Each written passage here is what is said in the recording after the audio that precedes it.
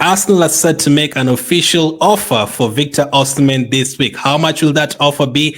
Will that be enough to get Victor Osimhen through the door? We will see. But first up, Kosi, how are you? Perfectly poised for this video. I'm excited about this Osimhen news, and I'm really happy that it is sticking these days. I think it's the last 48 hours. It's consistent, which means there is something to it. So yeah, I'm good. Football is on. The transfer window is on. That is my life. My life is definitely working well.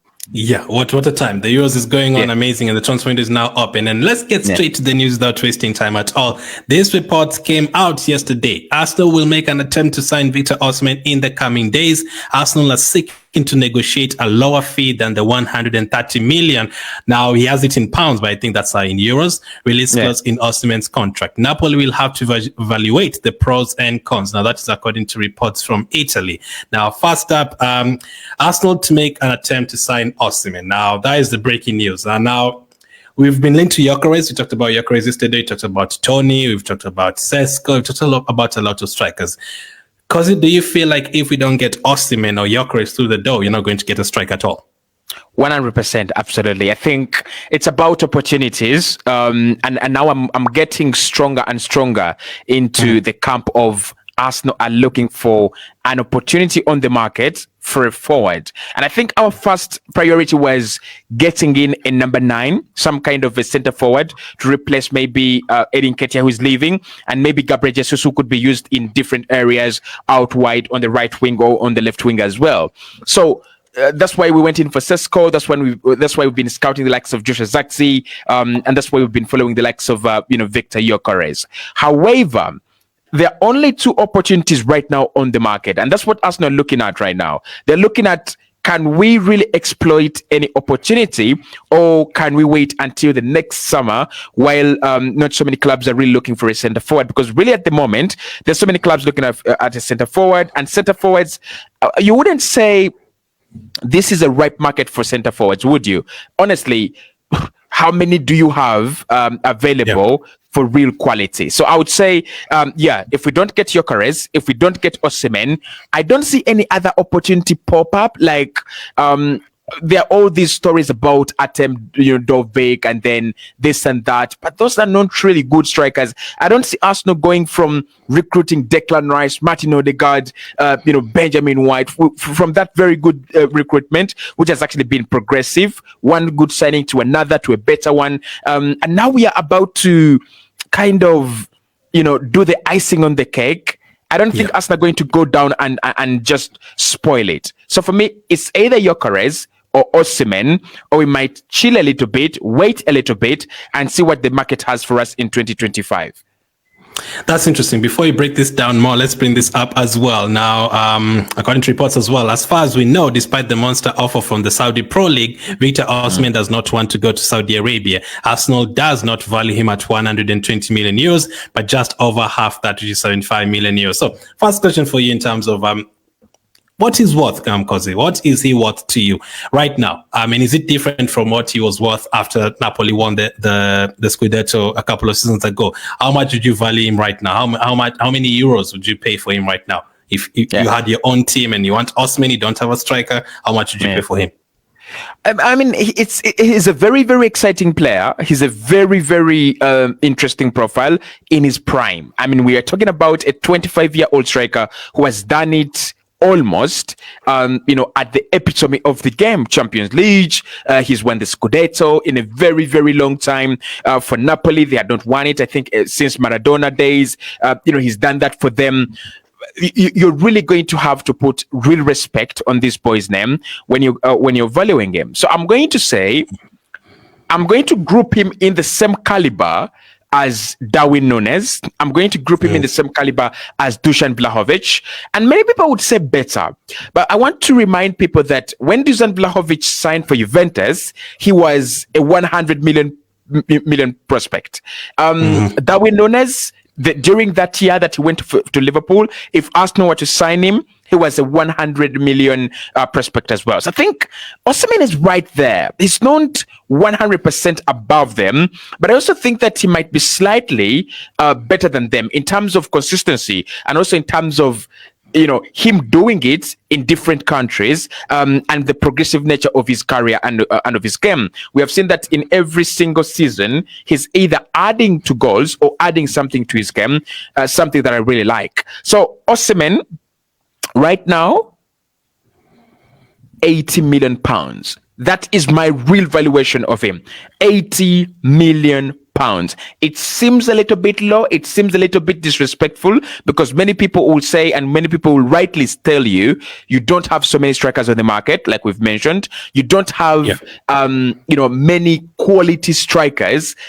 Even in the next 2-3 years, I don't see anyone actually, propping up. It's Gyökeres, it's Osimhen, maybe it's Šeško as well, and maybe Rasmus Højlund, the strikers that we think in the next 5 years are going to be, as good as Haaland, as good as Lewandowski, as good as Lautaro Martinez. So I think 80 million at the moment would do, right? Unless he has another stellar season, I wouldn't pay more than 80 million.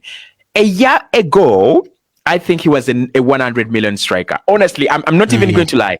After those 26 goal contributions, actually not 26 goal contributions, but 26 goals, in just for them in the Italian Serie A, he was 100 million. Yeah. He was a 100 million striker. No question about that. Like, anyone would have paid anything, any amount, for him to sign for them for 100 million. And I think that's where Napoli made the mistake. But at the moment, I think 80 million, I'm being a little bit fair. So why has it gone down by 20 million within a year? Is it because he's picked up more injuries this season? Is it because he hasn't put up the same numbers? Is it because he had a bad AFCON, as people said? Or is it because not too many people want him, or Napoli have to sell? What's the main reason for you to drop it down by 20 million from one season ago and not extend it to 120 million instead? It's a numbers game. We've got to agree. It's a numbers business. When you are a centre back, we will look at how many clearances you have, how many duels you have, how many times have you been dribbled past, and all that kind of things. Are you winning area duels? What is your positioning like? What's your body language and all things like that? For strikers, I'm sorry, it's about how you link up play, but most importantly, how many times does your feet or your head shake the back of the net when you're onside? That is what we call a goal. So how many goals do you actually have? If you have 12 goals, like Olivier Giroud, no one is really going to be dying to sign you unless it's Arsene Wenger, honestly. If you have 9 goals, uninspiring. So it's a results business. And I'd say with Osimhen, there's been a general decline in terms of play, and that comes from the fact that, of course, he went to AFCON, didn't have a very, very good AFCON, then he came back to Napoli. He's been destabilized by injuries, by AFCON, by a couple of things, even the relationship with the team that he has had. So I wouldn't say his general quality has been up top as compared to to the other players, Lobotka, Kavica Kvaratskhelia, and a couple of others, right? So I would say that 20 million valuation drops because we have not seen him shaking the ball, the back of the net more, and we have not seen him, have a good season in terms of the other aspects of the game, in terms of being present, in terms of having the same combinations with Kavica Kvaratskhelia, in terms of being that strong center forward that Napoli had in the 2022-23 season when they were winning the title. So I think there is where I would draw the line. If he had a good campaign and he had just not scored many goals, maybe you would say the play is there, he's scored a couple of goals and still has had a good campaign. Like Kavica Kvaratskhelia, I don't think his valuation has dropped that much from the season when he was brought in and they won the league. I think anyone that's going to sign him is still going to look to pay 90 million, 100 million. But with Osimhen, there's been a decline in general, appearance and packaging of the product. Okay, now there's a couple of issues. Obviously, the money could be one of them. Wages could be another put together with that as well. Now, before we come to the injuries, there's another problem that has also come up because I've seen a couple of people commenting, and I've also noticed it a couple of times with Osimhen. Someone commented and said, Napoli fans seem to be happy that Osimhen is leaving. They're actually celebrating that he's going. Why is that? Are we bringing in someone, a hard-head into Arsenal? And there's been a lot of that. There's been a lot of fallouts with the social media team, not to blame him. There's been a lot of fallouts with managers. I think the Nigerian manager as well. How much do you think that is a concern for Arsenal? Because we've seen Aubameyang, the Teta, you're gone. Someone else, you're gone. You're gone. Basically, you can't function in this team if you have attitude problems. That's one of the reasons why we might not sign Tony. So do you think that is a concern? Because fans are saying, listen, Napoli fans look like they're happy that they're selling him. Why are they happy?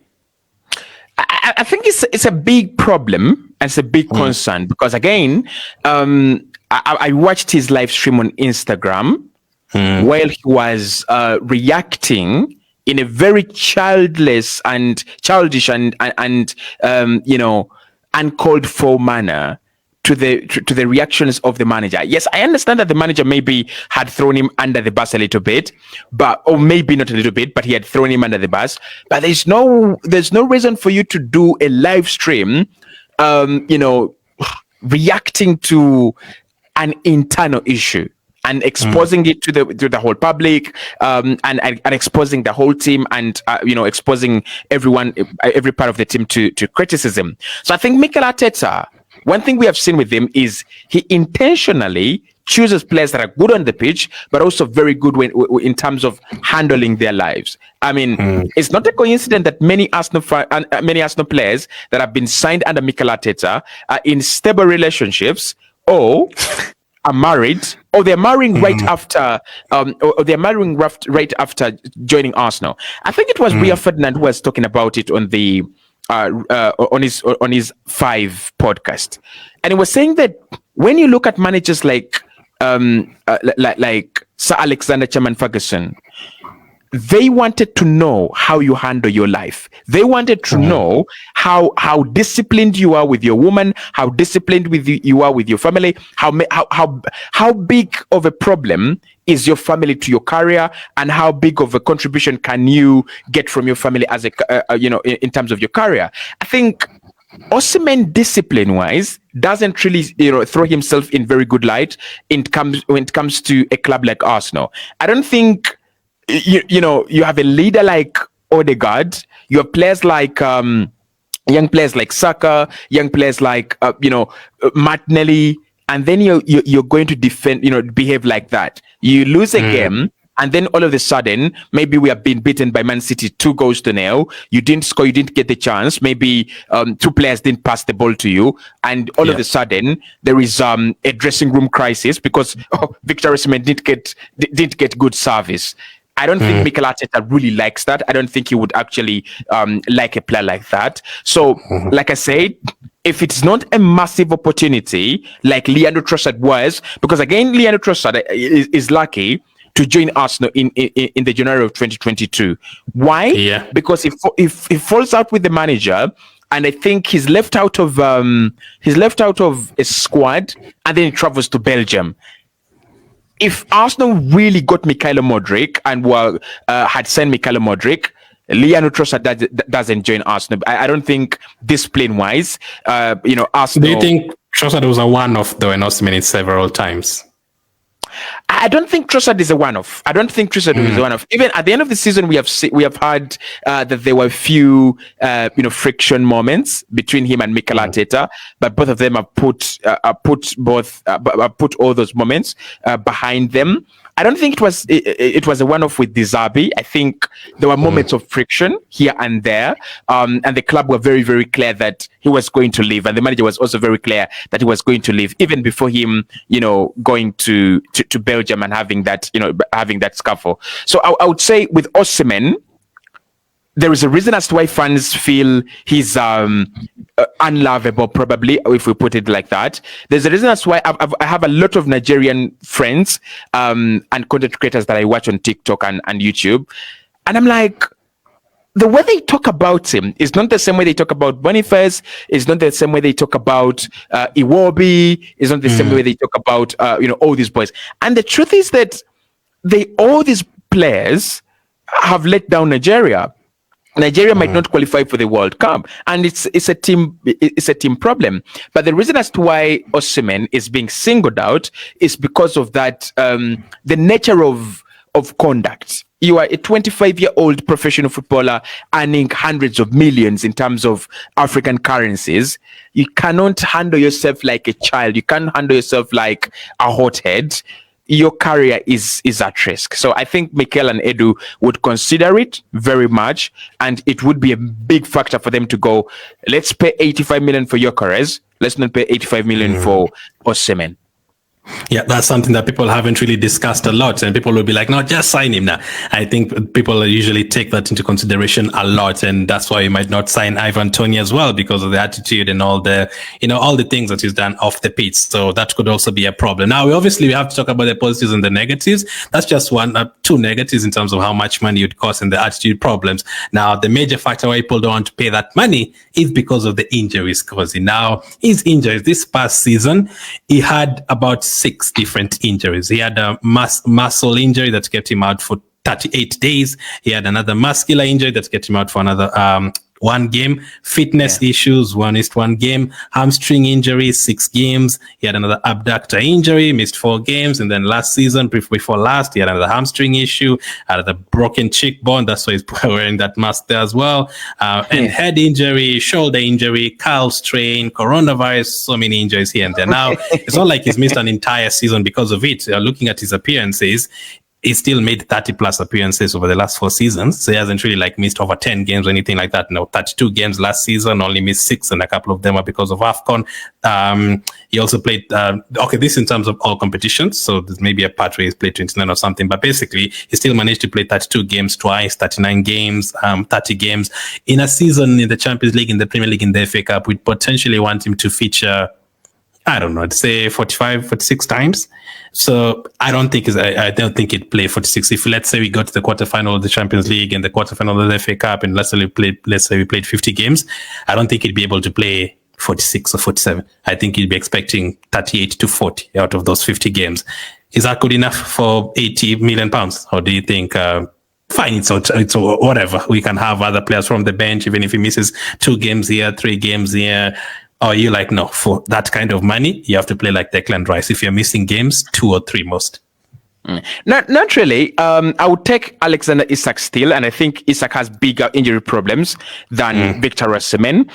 The thing with Isak, obviously, is that he's young, so we cannot say he has been defined. His career has already been defined as an injury-prone career. With Osimhen, I am not really worried about his injuries. I think as we progress further, we are not going to see many Arsenal players play 45 games this season, 45 games a campaign. It's the same thing we are seeing with Man City. Rotation is going to become a must for Mikel Arteta and the players as well. So I think when Osimhen comes in, that doesn't push away Kai Havertz 100%. I think we will still have Kai Havertz double there as as still in number 9 as a center forward as well, and they will share a lot of minutes. I won't even be surprised to see one of them being used in cup competitions, Champions League, and the other competitions, and then the other is predominantly a Premier League player or predominantly starting Premier League games. So at the moment, anyone who thinks Osimhen is injury prone, he's lying a little bit. I still think that he is actually averaging good numbers past season.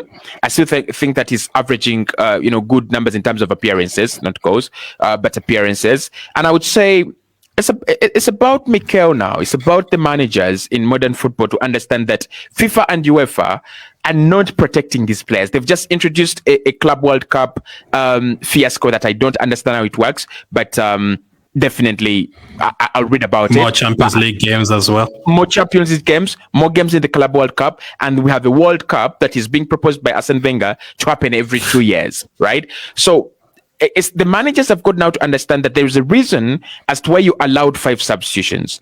There's a reason why you allowed a bigger squad, more than 25 players, to now 30. And we are going to start seeing, clubs with 35 players in squads, or even 45 players in squads, including homegrown players from academies. So I'm going to say with Osimhen, if he comes in out of 50 games and he can give me 38 good games, games where he can determine the result, games where he can, give us the impact. You look at Erling Haaland as well. Haaland has got his part of injuries as well, but he's a guaranteed 25 goal machine in a campaign. So if Osimhen comes and says, I will hit 25 goals for you in a campaign, and I'm going to be fetching for you, let's say how many? 39 points or 45 points out of the 90 you guys need, definitely I'll take him within a heartbeat. I don't think his injury was a point of concern for me. Not at all.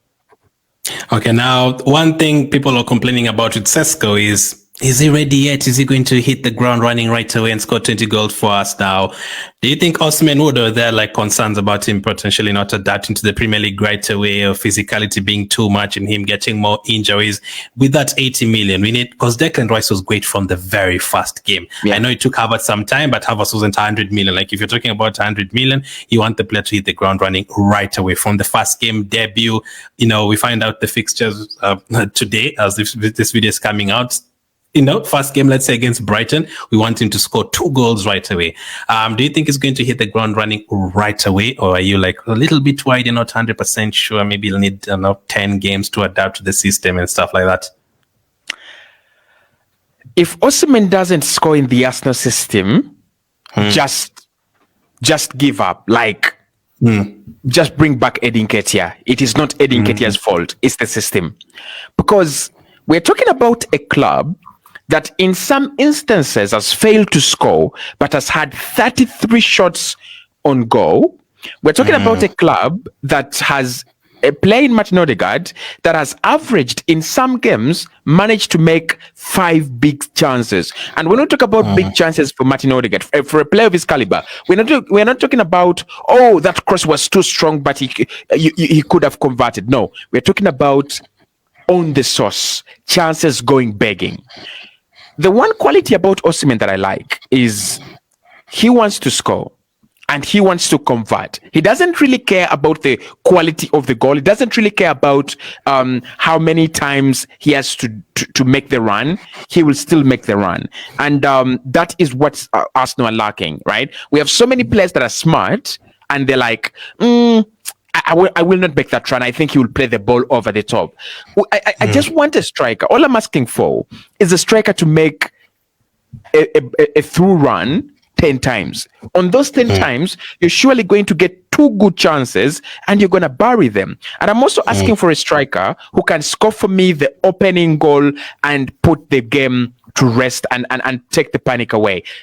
It's one thing we've seen with Arsenal. Whenever Arsenal score the first goal, we rest. We dominate the game. We are better. But at times the first goal comes very late, and at times the first goal is difficult to get because again you don't have that dedicated runner in the ball in the box. You don't have that dedicated tap-in merchant like many people call them. So for me, Osimhen would be a success at Arsenal without a doubt. Like the way we knew Haaland was going to come at Man City and score 20 goals. I mean, he surprised us by scoring how many? 40? 50? I don't remember. Yeah, a lot. But Osimhen would be a response, like a big response. Like there was a time when Man United signed Robin van Persie. It was from Arsenal. Thanks for reminding me. Yeah, he went in there and he didn't fit in right away, but he just scored the goals. Like your job as a striker is you don't need to fit in. What are you like? What fitting into one? And that's why you see that strikers are in the championship without without playing for Barcelona in the championship or Prime Bayern, and they are scoring 40 goals. They're strikers that know their job. My job is to be in the right area at the right time and just give that ball enough weight, enough power, enough energy, and convert it into the back of the net. So for me, he would fit in. He's got the pace. At times, Arsenal do break, especially with David Raya throwing that ball. Explosive pace, right? So he's got that pace. We know that he's got those good runs into the penalty area. Just as you play your tiki-taka outside the penalty area, he's gonna make that run. And the player like Odegaard, Kai Havertz, they will be able to find him. We know that he scores good headers. Again, Kai Havertz is good on headers, but not better than Victor Osimhen. And for me, I look at him and I'm like, okay, The one thing I don't like about him is his two number 9. So when people look at him like Van Dijk, that's your guy, and at Arsenal right now you don't have such a player. Like you have Havertz drifting to the right, drifting to the left, dropping into midfield. It's very, very unpredictable. So with Osimhen, he would make it predictable, but I think that is a sacrifice you'd have to make in order for you to, get more goals and get more control over games by scoring earlier. You made a very good point in terms of, we create 33 chances, 40 chances even in a game without scoring. That West Ham game stands out so much, and Aston Villa as well, maybe at home, creating chances that maybe if one drops to him, he probably score. And as you said, I share the same opinion as well. I just want a striker who will score goals. I just want a striker who's going to, get into the box, go for rebounds. A striker who just wants to score 10 games in a row. A striker will be sad if he doesn't score, even if you win 5-0. A striker who's going to, take a bit of pressure away from the other forward players and the defenders. The defenders know, listen, if you just defend well, we have someone up front who's just going to score a goal and they get one chance. Saka, Trossard, they can just know, listen, we'll just put in the cross, we'll be there. Because I also had Andy Cole. Andy Cole did an interview some time back on the Overlap, and he was talking about Beckham and Giggs, and he was like, I used to tell Beckham and Giggs and Scholes and all these guys, listen, do not check where I'm at. Just put in the cross. It will find me. I'll be there. You just put in the cross even without looking. Just put in the cross. I'll be there. Maybe the Sakas and Trossard will be like, listen, let me put in the cross. There's definitely someone in the box. But the way we play, sometimes we're like, is Havertz in the box? Has he drifted to the side a bit? Is there anyone in the box? Sometimes you don't get anyone in the box. But if you have a striker, you just put in that cross. Now, he would score goals. He definitely would score goals. I have no doubt about that. I feel that is a kind of striker who, even if he goes to La Liga, just like Harry Kane, I feel like even if in La Liga, Serie A, whatever, they're still going to get 20 plus goals, like a Cristiano Ronaldo. Anyway, please, he'll just get 20 plus goals in a season. So there's a lot of positives with him, a couple of negatives. Now, you said you're not too worried about his injury. He's not that injury prone. He's not missed a whole season or anything like that. He still managed to play 39 games and all that. And you're not really worried about him not adapting right away. So what's your biggest worry about Osimhen potentially joining us? So is there any? Living up to the price tag. That is a thing that beats many players. And I know many people are saying, because you said he would fit in, he would score goals, then that means he's lived up to the price tag. The thing with the price tag, it's a psychological thing. Yeah. And we've just talked about him not taking criticism well. We've just talked about him, wanting to fight back with verbal wars on social media, and attack for attack. Psychologically, that is not a very good trait of a person. Like, we are content creators. We get a lot of stick on social media. Someone really gives you a lot of stick and you're like, I'll pause for a day, I'll pause for 2 days, but I'll not abuse the subscriber. I'll not really go against this, go in a war with a subscriber. So I think with Osimhen, my fear would be, because right now when you come in, you are not, football has changed. You're no longer looked at as Arsenal brought in a super machine. Oh my God, what do we do with him? Everyone is like, we want him to fail. We want him to fail. We want him to fail, right? And I think many players have now said that football audiences have changed and they're very, very untimely in terms of their changes. Today they are singing your name. They have made a song for you. The next day, they're absolutely booing you. Your own fans are booing you in a stadium and you feel very small. So I think it would be living up to the expectation. It would be living up to that maybe 80 million, maybe 85 million price tag, because he comes into an Arsenal side that has already pillars. He's not going to come in as the main character, right? So he's coming into this Arsenal side with a lot of with a lot of good players, right? Players that have already established, players that already have songs written and directed by the fans, right? So does he come in and handle that pressure, right? If he comes in and straight away wants to be like Declan Rice, that is a positive. But if it doesn't happen, do you have the power? Do you have the mental resilience to go, I didn't have a very good half of the season like Kai Havertz did, but I'm going to have a better half of a second half of the season. That is my worry. That would be my worry, because again, psychologically, we are talking about a guy that has got a comment from the manager, and he said, yes, I think Victor Osimhen didn't play well. And you've gone on an Instagram live and you've absolutely obliterated the manager for saying that. I don't think that psychologically you're burying yourself in a lot of glory there. Yeah, that's a big problem, you know, going on Instagram live and talking about what your manager said, right? Almost immediately, like it's absolutely crazy. So you do think Declan Rice is like one of a kind, like in terms of people don't even think about his price because it's just settled in so freely. You think many people would struggle with that price? Yeah, that's the truth. Like, there's so many players actually that have failed to live up to price tags on their backs than have succeeded. So we think about Jude Bellingham, we think about Declan Rice, but then there is Dembele at Barcelona, Coutinho at Barcelona, Fabregas at Barcelona, Thierry Henry at Barcelona. There's so many players that, you know, you just fail to live up to that hype and expectation. Hazard. So I think Hazard as well. So I think with Osimhen, he would be coming in under the criticism of English media, which is unnecessary and brutal, like really brutal, to an extent that they criticize Saka, who is one of their own, and they criticize him unjustifiably and unnecessarily. So if you're Victor Osimhen and you kind of bring your kind of nonsense to the media, in English media, you're doing live streams, they would eat you alive.